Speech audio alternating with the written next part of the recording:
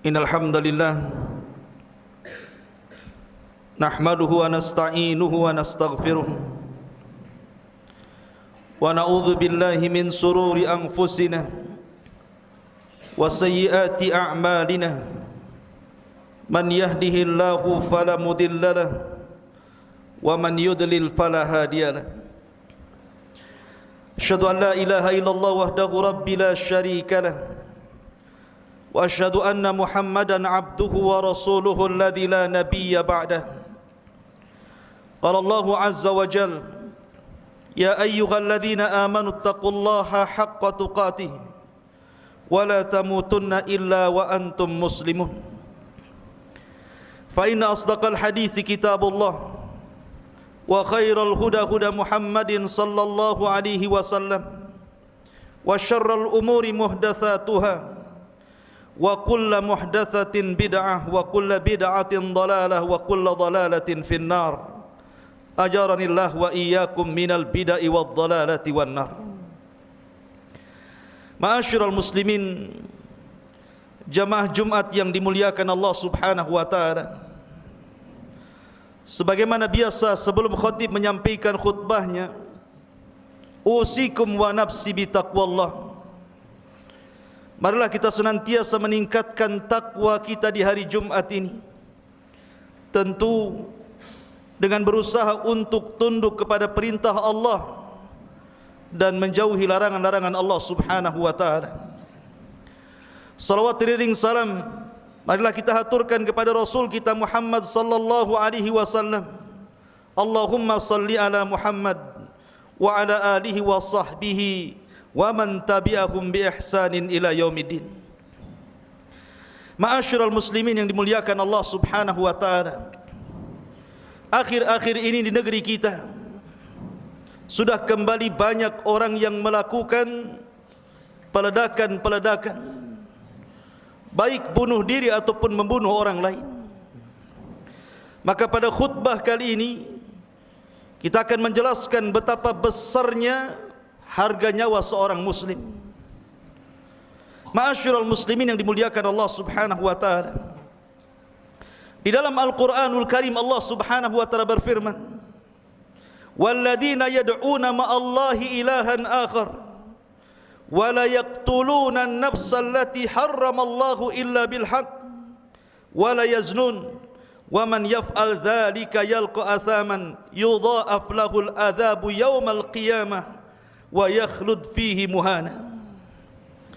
Allah Subhanahu wa taala mengatakan, dan orang-orang yang menyeru selain Allah Subhanahu wa taala dan mereka tidak menyekutukan Allah Subhanahu wa taala, mereka tidak membunuh jiwa yang diharamkan Allah Subhanahu wa taala, dan mereka tidak berzina. Di dalam ayat ini Allah Subhanahu wa taala menyebutkan 3 dosa.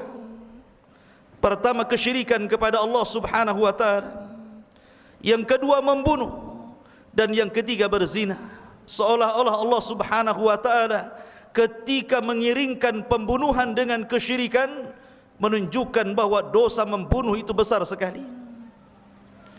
Kemudian juga Allah Subhanahu wa taala berfirman, "Min ajli dzalika katabna ala bani Israil anna man qatala nafsan bighairi nafsin aw fasadin fil ardi faka'annama qatala an-nasa jami'a." Oleh karena sebab itu kami tetapkan kepada Bani Israel, kata Allah, maka barang siapa yang membunuh jiwa tanpa hak yang dibenarkan ataupun merusak di bumi, maka seolah-olah dia membunuh seluruh jiwa satu bumi ini. Kata Al-Hafidh Ibnu Hajar Al-Haytami rahimahullahu ta'ala, wa ja'ala qatlan nafsil wahidati qatli jami'in nasi mubalaghatan fi ta'dimi amril qatli. Ketika Allah Subhanahu wa taala menjadikan membunuh satu jiwa seolah-olah membunuh seluruh manusia, ini menunjukkan bahwa perkara pembunuhan ini bukan perkara biasa, tapi perkara besar. Dan Allah Subhanahu wa taala berfirman, "Wa man yaqtul mu'minan muta'ammidan fajaza'uhu jahannam khalidan fiha wa ghadiballahu alaihi wa la'anahu wa a'adda lahu adzaban 'azima. Barang siapa membunuh seorang mukmin secara sengaja, maka balasannya Jahannam, dikekalkan di dalamnya. Allah murka kepadanya, Allah melaknat kepadanya, dan Allah siapkan azab yang sangat besar. Di sini Allah Subhanahu wa taala menyebutkan 4 perkara bagi orang yang membunuh seorang mukmin secara sengaja. Yang pertama, kekekalan mereka dengan ancaman di neraka, dengan kekekalan di neraka. Yang kedua, Allah Subhanahu wa taala laknat dan Allah murkai. Dan yang ketiga, Allah haramkan rahmat pada dia. Dan yang terakhir, azab yang sangat besar menunggunya. Menunjukkan bahwa tidak ada satupun dosa yang kemudian ditartibkan azabnya seperti ini kecuali orang yang membunuh seorang mukmin secara sengaja.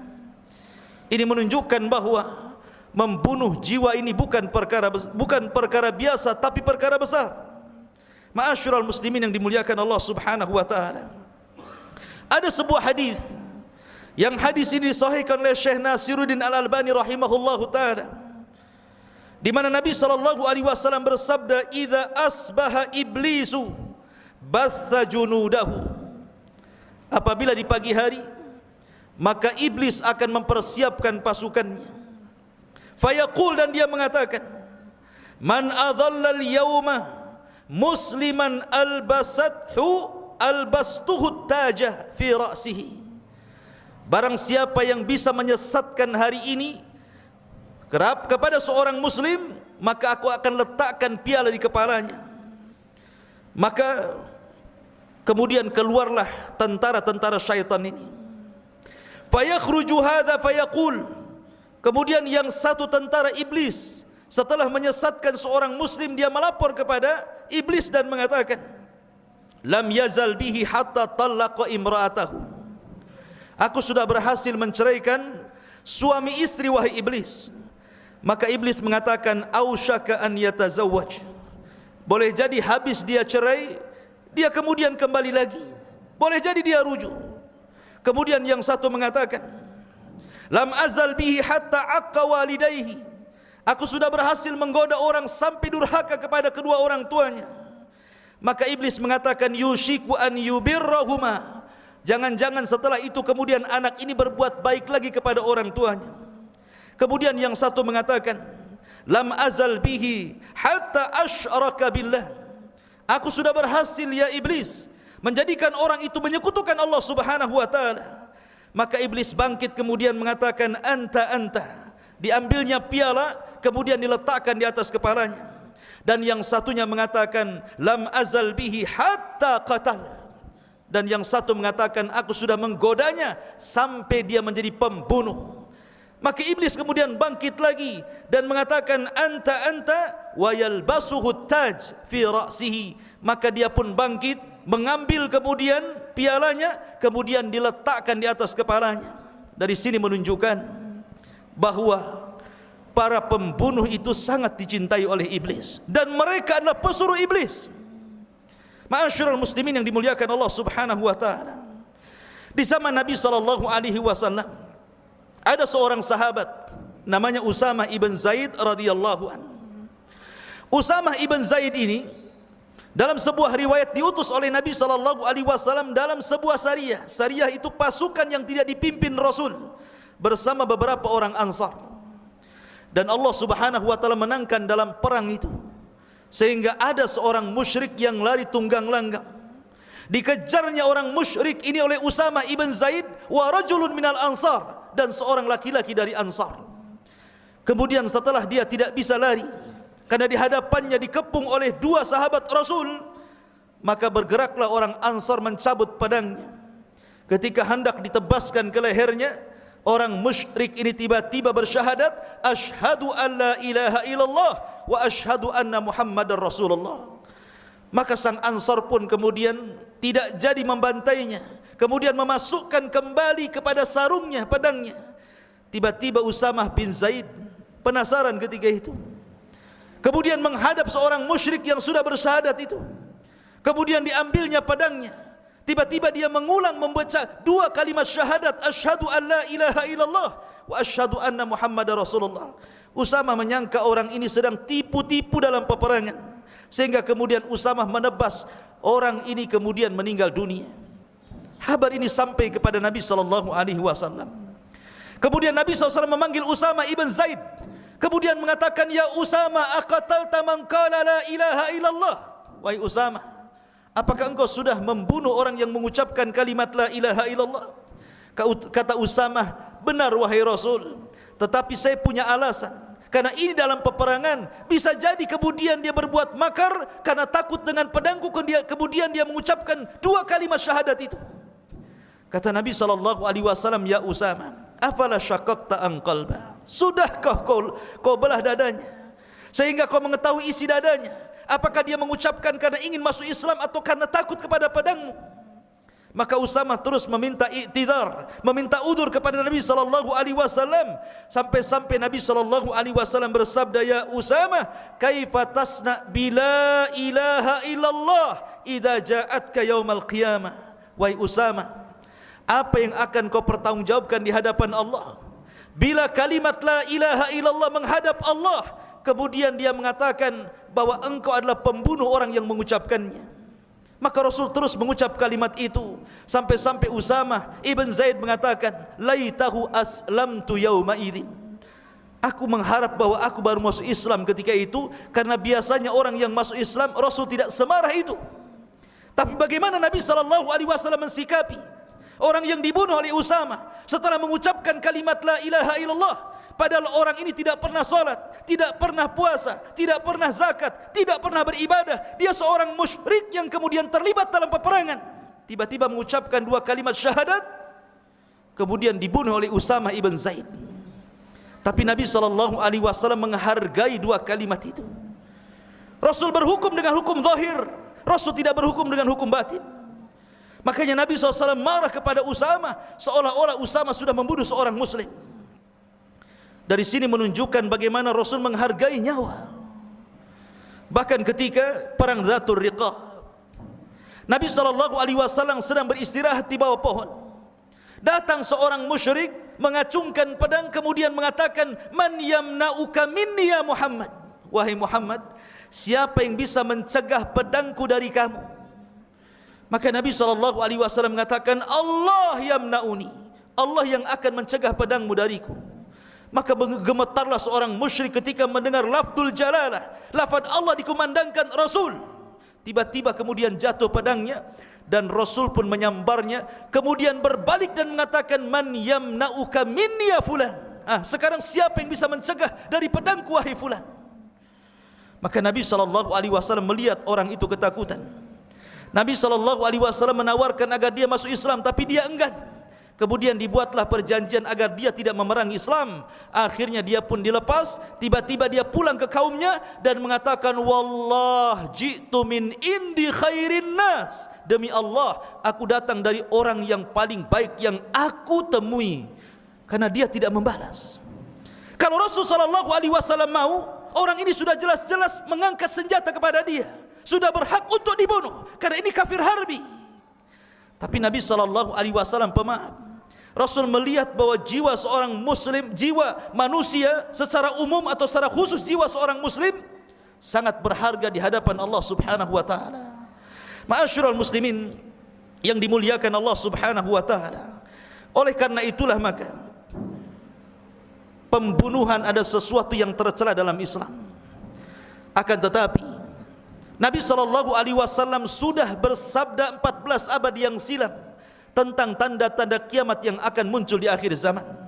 Kata Nabi SAW dalam sebuah hadis dari Abi Hurairah radhiyallahu an, la taqumus sa'atu hatta tadhhara al-fitan wa yakthuru al-kadhib wa tataqarab al-aswaq wa yataqarab az-zaman wa yukthiru al-haraj.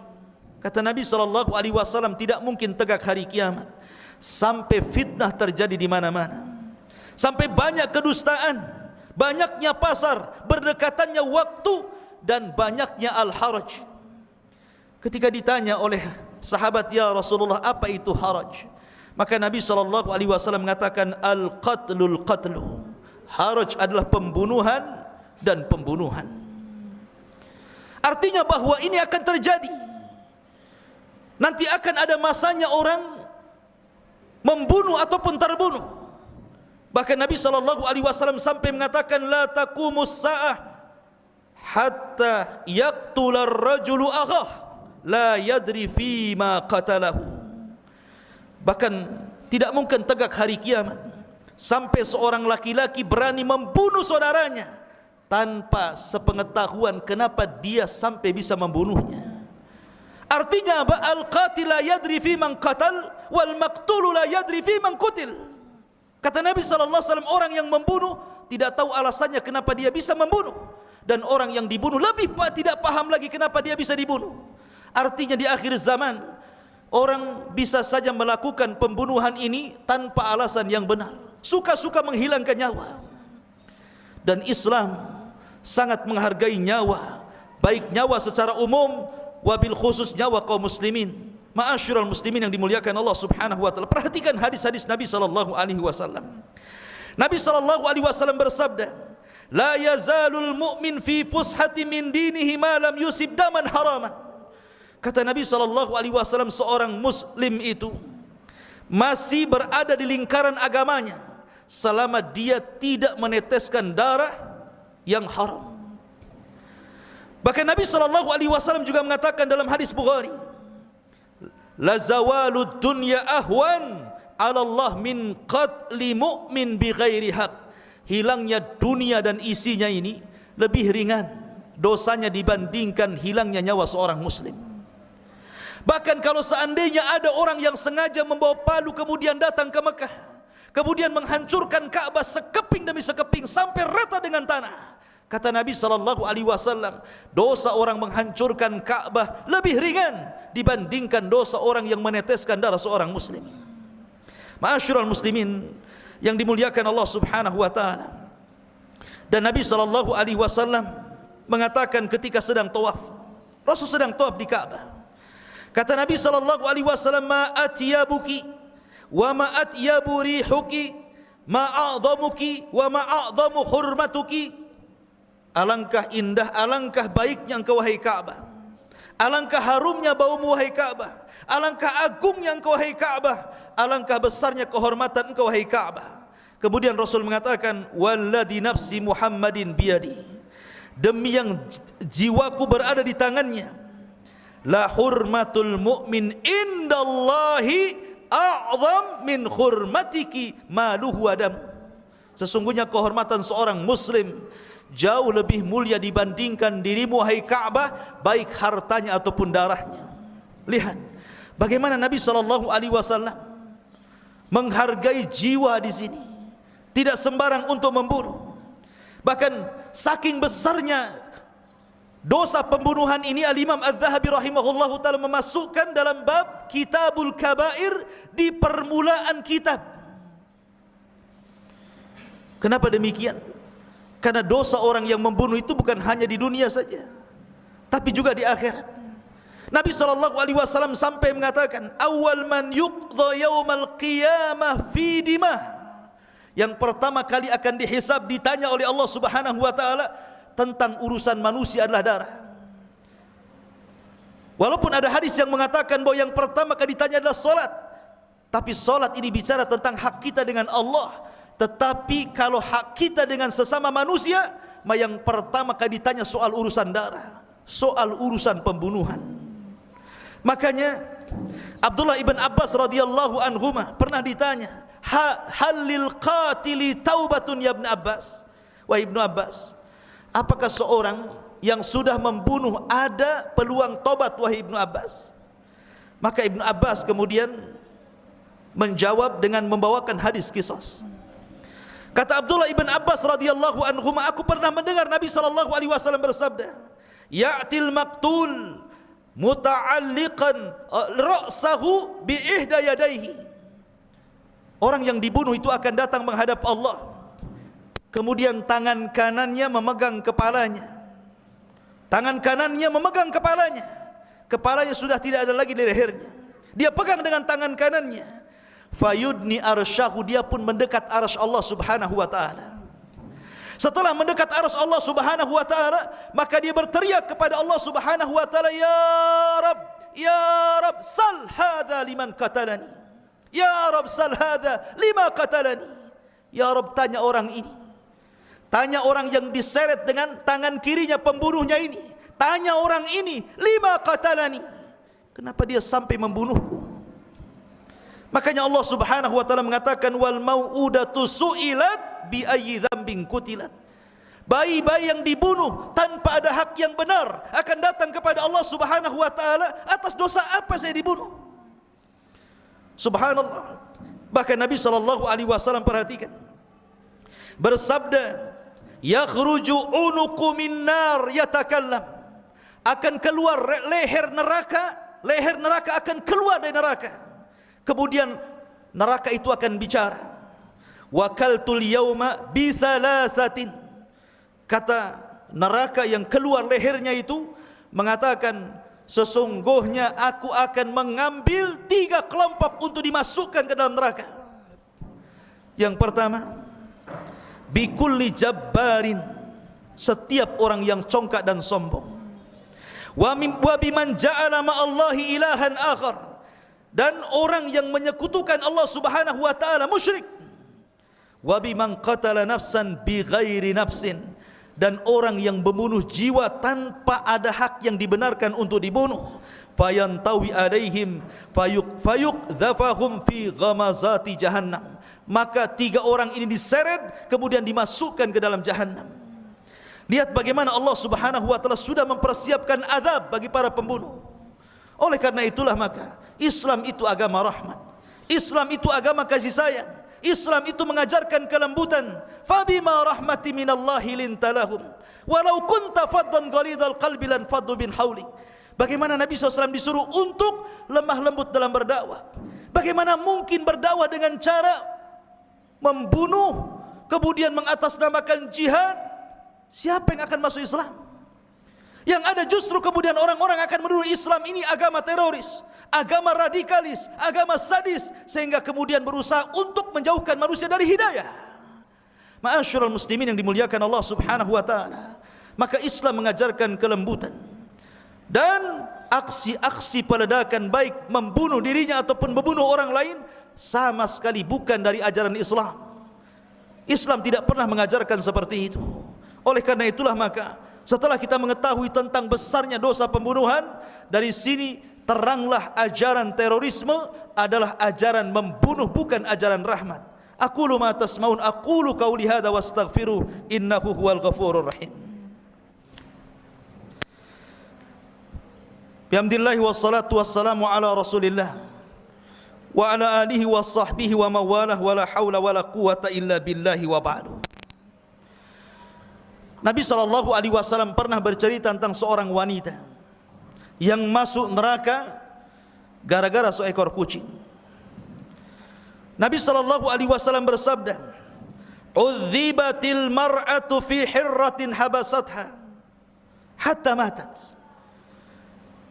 Allah Subhanahu wa taala mengadab seorang wanita gara-gara seekor kucing yang ditahannya sampai seekor kucing itu mati. Fadakhalat fiha an-nar. Allah masukkan wanita ini ke neraka. Kenapa? La hiya at'amatha wa saqatha id habisatha wa la hiya tarakatha ta'kulu min khashasil ardi. Karena wanita ini tidak memberi makan kucing itu, tidak memberi minum kucing itu, malah kemudian menahan kucing itu, akhirnya dia makan rayap-rayap dinding, kemudian dia mati. Kata Nabi SAW, "Udzibatim ra'atu fi hirratin habasatha." Wanita ini akan diadab lantaran kucing yang ditahannya. Lihat, kalau seekor kucing dibunuh saja menjadikan orang yang membunuh kucing itu masuk neraka, bagaimana pula yang dibunuh itu manusia? Makanya Nabi SAW pernah marah dalam hadis Sa'id ibn Zubair. Suatu ketika marra Ibnu Umar bifityati min Quraisyin qad nasabu tayran wa hum yarmunahu. Kata Sa'id ibn Zubair, dia mengatakan dari seorang sahabat Ibnu Umar radhiyallahu an lewat di sebuah anak-anak muda yang sedang melempari burung, dan burung itu diikat dalam tiang, dilempari batu sampai mati. Akhirnya kemudian Nabi SAW pun melaknat mereka. Melaknat dengan mengatakan, la'anallahu man fa'ala hadza, la'anallahu man fa'ala hadza. Semoga Allah melaknat orang yang melakukan ini, semoga Allah melaknat orang yang melakukan ini. Lihat, membunuh seekor burung yang sengaja diikat kemudian dibantai dengan batu, mendapatkan laknat dari Allah dan Rasulnya. Bahkan ketika para sahabat Nabi SAW sedang perang, di tengah jalan mereka melihat ada sarang burung, diambilnya anaknya. Akhirnya induknya kemudian keliling-keliling mencari anaknya, seolah-olah induk ini tahu bahwa anaknya hilang, diambil manusia. Ketika Nabi SAW melihat ada induk burung yang terbang mencari anaknya, maka Nabi SAW, siapa yang mengambil anak burung itu? Maka tiba-tiba di antara pasukan mengatakan, ana ya Rasulullah. Maka Nabi SAW mengatakan, man faja'a hadha biwaladiha, ruddu waladaha ilaiha, ruddu waladaha ilaiha. Kata Nabi SAW, siapa yang menyakiti anak burung itu, kembalikan anak burung ke sangkarnya. Kembalikan anak burung itu ke sangkarnya. Sedemikian perhatian Islam terhadap binatang. Tidak boleh menyiksanya, tidak boleh menyakitinya, tidak boleh membunuhnya. Apalagi yang dibunuh adalah jiwa manusia.